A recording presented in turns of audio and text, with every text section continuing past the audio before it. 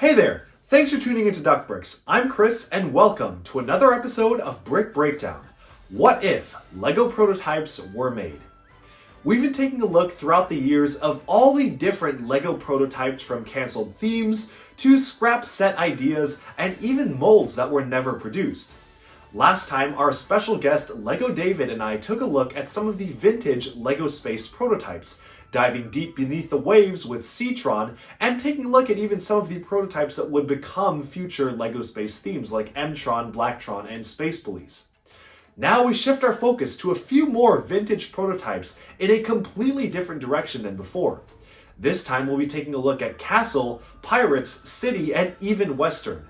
This essentially will be wrapping up all of the vintage prototypes that we did not discuss last time, so stay tuned because there is a ton of weird, wacky, and wonderful stuff to be seen here. Thanks again for tuning into DuckBricks, and let's get started. Okay, so the first theme that we have here is officially titled LEGO Europa. So this was a cancelled LEGO theme that debuted all the way back in the 80s/90s. LEGO was trying to come up with new sub-themes for Castle, and this is what they came up with. I really do like the European-style buildings. You can even see some windmills back there. And it honestly kind of reminds me of some architecture that can be seen in, say, Amsterdam, with the canals and the bridges and the style of the houses, although of course you have some traditional European or Spanish architecture with the castles right here. As usual, we have LEGO David on to discuss, and thanks for being here. What do you think of this prototype theme, and would you have liked to see it? It kind of looks like a hybrid between pirates and the castle to me. Like we Right. get some of those kind of medieval style buildings, and then we also got those like blue coats. That's really cool. The builds are quite blocky, but still they use some of those blocky parts in still quite effective ways. I like how they use those roof parts like angular roof parts in like the house in the corner. Oh wow, nice observation. Yeah, that's a really nice parts usage. Usually that angled part there is used for stuff like space engines to display them at an angle. They don't really use that part nowadays. It's a discontinued part, and that is a pretty good technique for the roof there, I will have to say. Have they ever used that technique anywhere else? Because as far as I know, I don't think they did. They've done a very similar roof like that in some of the Winter Village sets, particularly in the cottage and a lot of the sets that had kind of a front-facing window, but they never actually used those particular pieces, and certainly not in the era that these buildings came out in. They definitely were not doing anything nearly as complex as that. So yeah, again, something that's ahead of its time. Another interesting thing is like, look into a center, you can see there's like some sort of king and queen. Actually, I think those are new molds for like a dress and like some hair. Wow, it's a good catch. I didn't even see that at first, but yeah, those are definitely new molds for the hair pieces.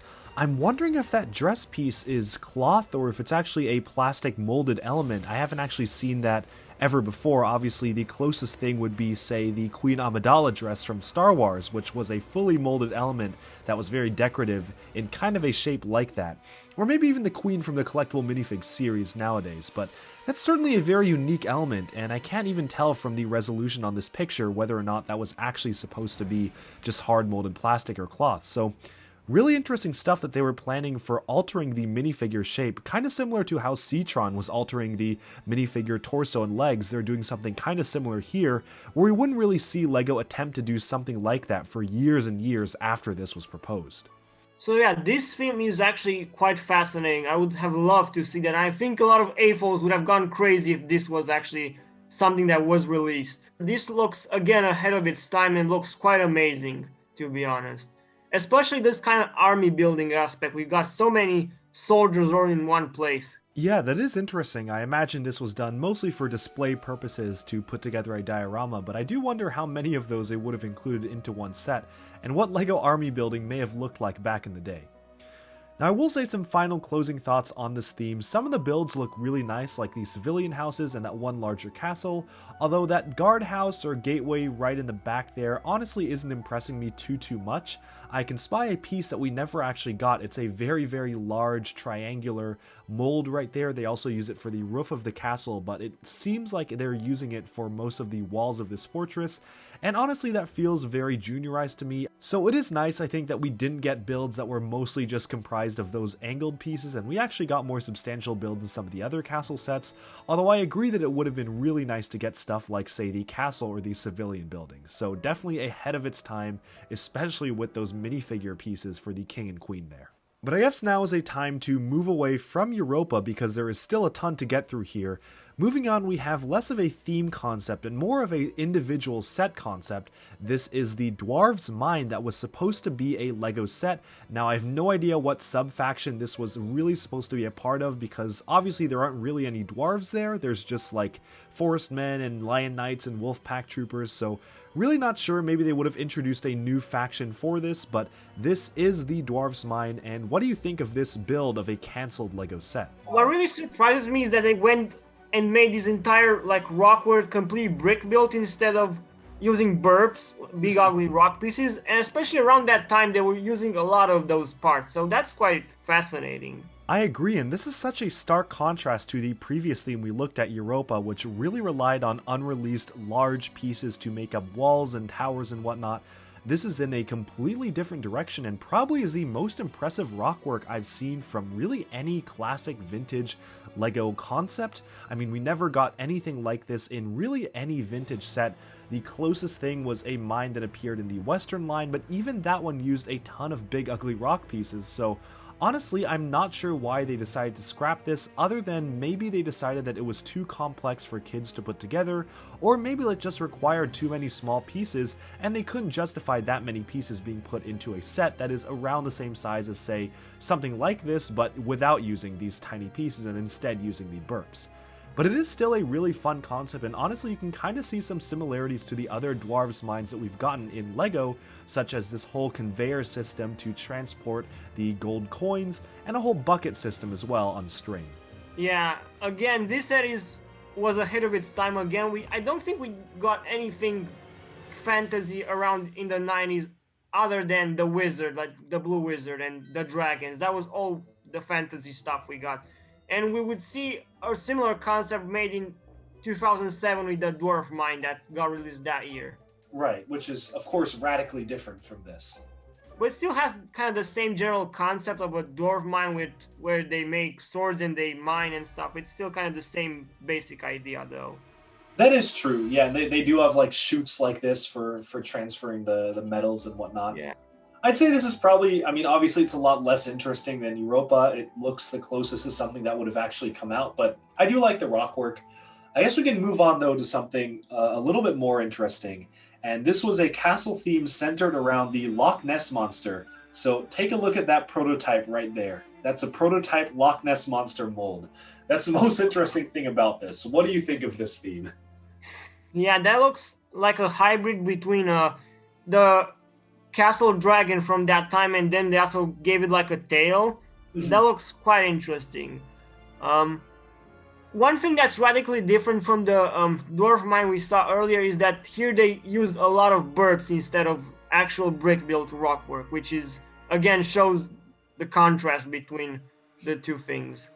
The other thing that kind of catches my eye is that minifigure up on the tower there. I'm not really sure what exactly that headpiece is. I don't really know what that's supposed to represent. It kind of looks like a gargoyle or something. Looks like something that similar to like that werewolf mold from Studios. Something similar looks to me. Yeah, that's a good point. It really does. And pulling up the official copy that I have of the Brick Journal magazine that this image appeared in, I'm trying to get a closer look at it, and there's clearly a minifigure head underneath there.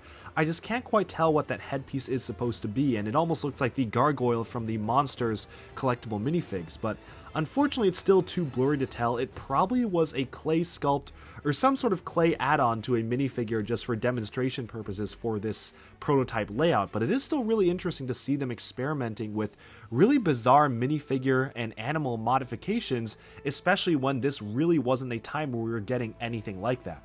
The final thing I have to say about the build is that honestly that looks a lot like what would become the King's Mountain Fortress set. It's pretty much almost a one-for-one build. I'm actually wouldn't be surprised if they took that build and altered it into a castle build, because that almost looks exactly like one of these sets I own. But I guess then moving on from the builds here, which honestly are pretty standard, I'm pretty sure we got that exact base plate in some other sets, we can then move on to the next prototype we have, which is also equally interesting. Now this one right here is a prototype of the medieval market village, but not the one that we know. You see, we were supposed to get a medieval market village all the way in the late 80s, early 90s, but for some reason that concept was completely scrapped. You can see all sorts of really good things here, from the builds to the unique minifigures to everything. I'm honestly surprised they never actually released this set, because it actually is very similar to the one that we eventually got in 2008, while retaining that classic feel and providing some civilian buildings, which a lot of people want to see. Is that clock piece right there? I think that's something new. That clock piece there. That certainly didn't appear in any set, although it looks like it was just a print. I don't think it was like a piece. I think it's like a print on a rectangular piece. At least that's what it seems. Oh. I can see there's actually a use of the Fabuland kind of piece there for like that horse symbol there. That's actually a Fabuland piece, so that's interesting. Same with this one here with the dragon. Yeah. Yeah, certainly a ton of really nice parts usage here for parts that we did get and some parts that we didn't even get, like the awning piece or kind of the topper to that statue there.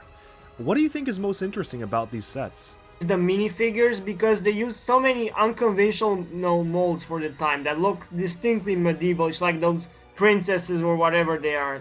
Those kind of hairstyles look quite interesting. And those kind of shoulder pads on the male soldiers or whatever they are here.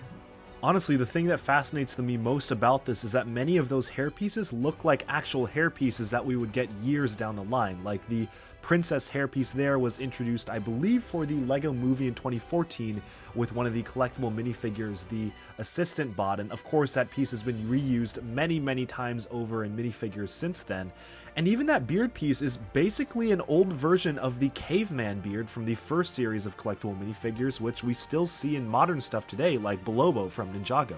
So yeah, it looks strikingly similar to the medieval marketplace we got in 2009. LEGO should definitely revisit some of those older concepts for like AFOL-based sets, because to be honest, they would go crazy for this kind of stuff. Oh yeah, and speaking of stuff I'd go crazy for, there is yet another medieval market village prototype. A little less interesting than the other one, but still very interesting, especially those printed road plates there for a fantasy/historical theme. What do you think of this? I think it looks quite blocky when compared to some of the other buildings we saw. The roof techniques use those kind of smooth bricks. I think I kind of prefer the other technique we saw in Europa with those plates not on top to form unique design. This one looks kind of like basic Lego, like something that a kid could easily build. Yeah. But still, I really like the colors. The unique color choices for the bricks looks quite interesting. Oh yeah, I agree with you. The builds are very blocky and standard. I actually do prefer the other prototype more. However, I do like two major things about this. Number one is what I mentioned, the cobblestone road plates. Having an entire system of cobblestone road plates would be really fantastic for really any fantasy or medieval layout. I really wish we got that. And the other thing that I really like are those molded window panes. I think that's a really interesting piece. It's basically the standard curved window pane, but with an archway through it. I would have really liked it to have seen that piece, although I guess you could just print a piece of glass and put it in, but it still isn't quite the same as actually molding it, so I do wish we got that. Otherwise though, this is some very basic stuff, and it's probably a good time to move on to the next castle prototype. Unfortunately, other than a Knight's Joust, which is almost identical to something that we actually got in a set besides unprinted side pieces for the horses, there's only one more major set prototype, and that is the Black Falcon's Fortress or the Black Knight's Fortress. This one really could have worked for either faction, and it is kind of similar to what we got, although you can see those new molded pieces that we never actually got to make the conical roofs, the same ones that Europa used. So what do you think of this castle? I like the drawbridge feature. Looks like it's tied to a string of some sort. Yeah, that is pretty nice. It is very similar to the drawbridge features that they included in many of the castle sets, although that one is obviously scaled up quite a ton, so it would have been interesting to see. You see that soldier up there actually uses a new mold for an axe. I can see it's a dual axe. Oh man, that's easily the most interesting part of this thing right there. Wow, that's really cool. I guess it's a little redundant now because we have the specialized axe piece, but man, it is an interesting mold, and I'm curious as to why we never got that in only the one-sided axe. That's pretty interesting. Almost every single figure has that. Did we ever get a dual axe as one piece? I don't think we did. Never did. No. No. Oh, Yeah. we got like a mini one for Heroica. Yeah, that was it. We didn't get any Yeah. actual minifigure scale one. Yeah. Well, it's probably a good place to call it with the castle themes here because we still have some more stuff to see on some of the other themes. There were quite a few castle prototypes, obviously not as many of space that have been shown off, but I'm sure that LEGO has a ton more just in their archives that they just haven't shown to the public, so I'm wondering if some of those will ever see the light of day. But I guess to move on from castle, we can start to transition this video to some other vintage prototypes.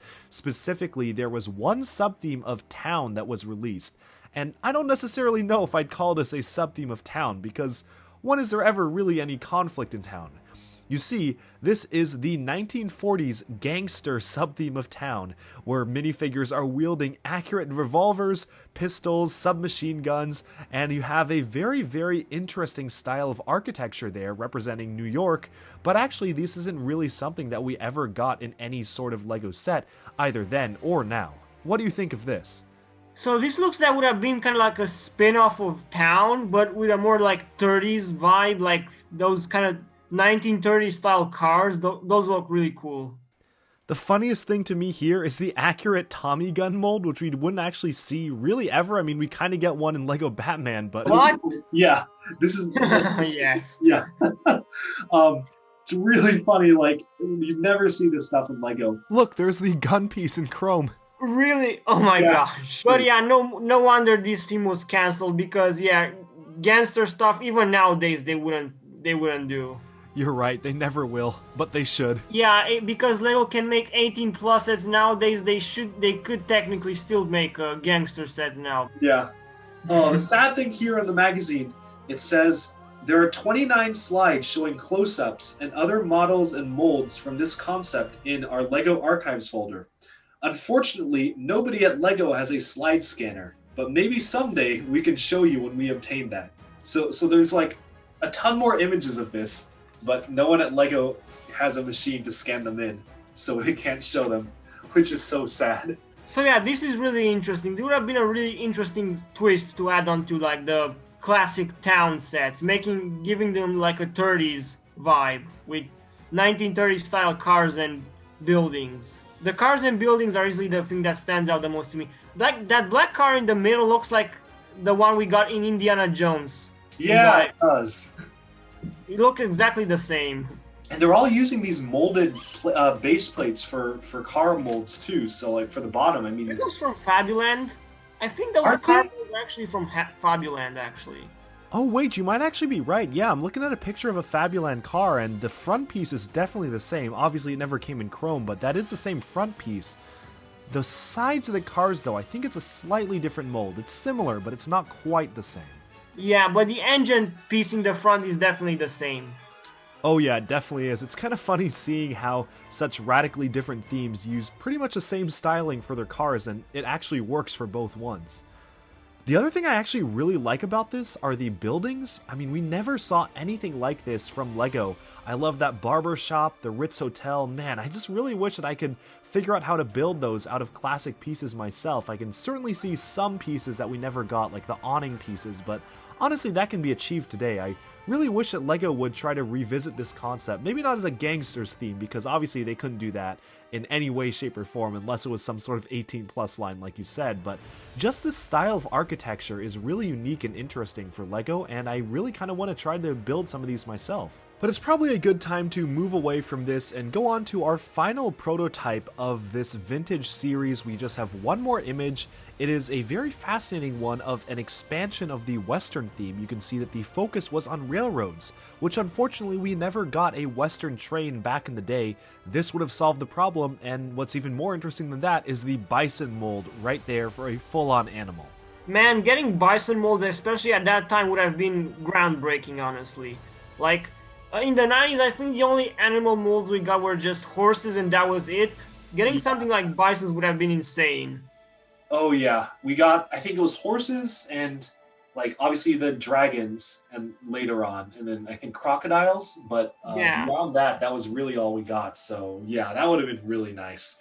The other thing I just really love about these are so many different pieces being introduced for the Western trains there. I really wish that we got these, from the wheels to the front pieces. Honestly, we would get some Western trains in the future with Lone Ranger and Toy Story that actually look a lot like these ones, but it still would have been really nice to get vintage LEGO trains. I'm sure that they would have been very, very popular, so I'm not really sure why they didn't do this. But with this image, honestly, we've about wrapped up the entire LEGO Vintage Prototype series. To my knowledge, these are all of the images that have been surfaced so far online. I don't believe they revealed anything else ever in terms of prototypes for this vintage era of sets, but obviously there was quite a lot of material here, so much so that we had to split it into 2 videos. So if you do want to check out the space stuff, go ahead and check out the first episode, should have been released a while back. And now for going forward for this series, we have to move into the modern era, taking a look at some of the 04 to 08 prototypes. And don't forget, we did not actually forget Bionicle. We will be doing a dedicated Bionicle prototype series after we get through all this system stuff. So stay tuned for that if you do want to see those. But thank you again, LEGO David, for coming on. I really appreciate you coming on and sharing your thoughts and chatting with me about all of these prototypes continually throughout this series. And I hope that you all enjoyed this episode of Brick Breakdown. Stay tuned to DuckBricks for even more LEGO news, reviews, discussion, and analyses coming your way very soon, and check out a new episode taking a look at something fun, interesting, or tangential on the side of LEGO airing every single Friday. So without further ado, let's just wrap this up. Thanks again for tuning in, and bye-bye for now.